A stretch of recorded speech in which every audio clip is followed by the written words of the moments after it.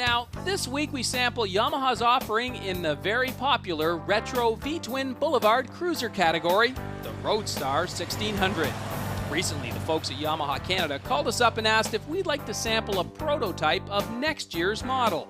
And far be it for us to turn down a chance to ride a machine with the VIN number 0001. At first glance, this Roadstar looks pretty similar to the 03 model.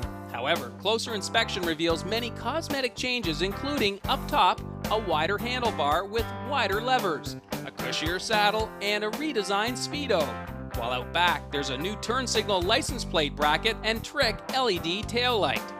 On the mechanical side, the big news revolves around the hot rodding tricks said to produce 18% more pony power, and the revised brakes lifted straight off the Yamaha R1.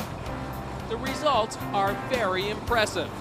As cruiser enthusiast Dave Fox reports, Yamaha has definitely raised the bar with the 2004 Roadstar. Well, Dave, I guess the biggest change is really at the heart of this bike. They've really made some improvements to the overall horsepower and believe it or not, noise with regards to this engine. What did you think? Well, you speak of the noise, it certainly is quiet. I did ride the Warrior last summer, and basically what you've got here is a Warrior motor all dressed up and ready to go. I thought I was riding the Warrior once again. Of course, you've got the classic look as opposed to the radical look that the Warrior presents, but it is quiet. There's lots there. When you turn the throttle, it definitely takes off. Lots of horsepower. In fact, it's rated to be about 18 to 20% more horsepower than the previous 1600 motors, now bored out. I believe it's 1670 cc's at this point. So when we talk about the noise and how quiet it is, what we're talking about, we're not talking about how quiet it is at the back, because they've actually opened up the exhaust pipes. We're talking about the noise that was coming originally from the head of this engine, right? That's it's right. Quieter now. It is quieter. I had not ridden the previous model of the Roadstar to compare, but it is a quiet motor for a 1600 cc plus motor for sure. So this is a prototype bike for 2004. Yamaha's obviously done their work with the engine.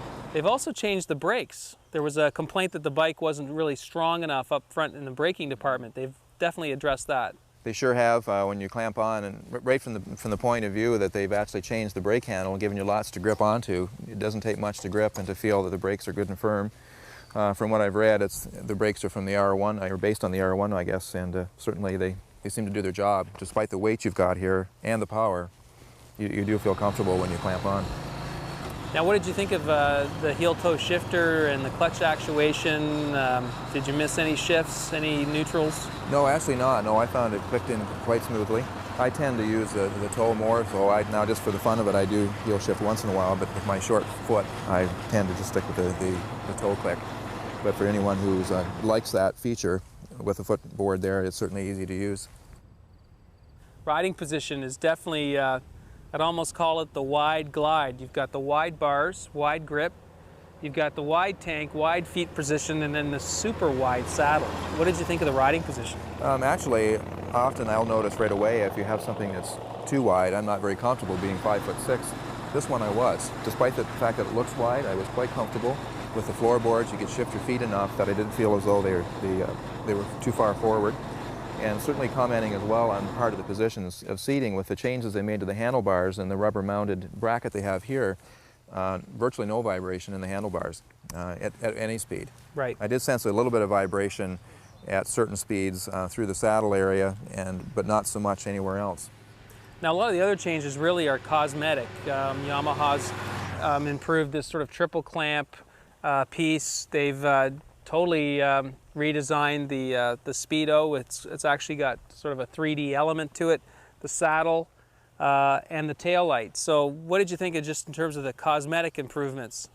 It makes it look really, really nicely finished. Everything, as you mentioned, from the gauge itself. They've done even the small detail of the key, even the logo on the tank.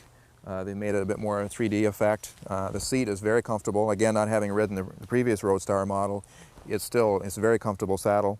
You'll look at things like the nice finish with the signal lights at the back, all one-piece chrome.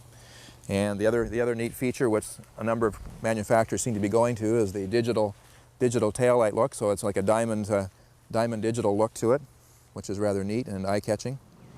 So these bikes are really designed for boulevard cruising, and a big part of the boulevard cruising is the fit and the finish and the chrome and the paint. What do you think? Good quality. I think it's an eye catcher. Certainly, I think people would stop to take a look at it and appreciate the thought that's gone into the fact that just the layout of the tank, the gauges, the chrome and the paint seem to have a really good finish to it. When you look at the white, as it happens to be in this model, you can certainly see the sparkle that's there when the sunshine hits it. For those who've had a chance to ride the Warrior and like the power that's there, for someone who likes a little bit of certainly a power and you like the cruiser look and the cruiser feel, this would be the bike you'd want. And I guess also if you're looking for something that's a little more traditional in terms of engineering, I mean, this is not fuel injected. It's got a traditional carburetor, push rod engine, so it's still has that real elemental feel, right? It does. If someone who wants a true classic, again, as you mentioned earlier about the old technology, well done. Again, this bike is truly a classic that way. Remember, if you want to read a full review of the Yamaha Roadstar, be sure to check out the latest issue of Inside Motorcycles magazine, or stop by InsideMotorcycles.com.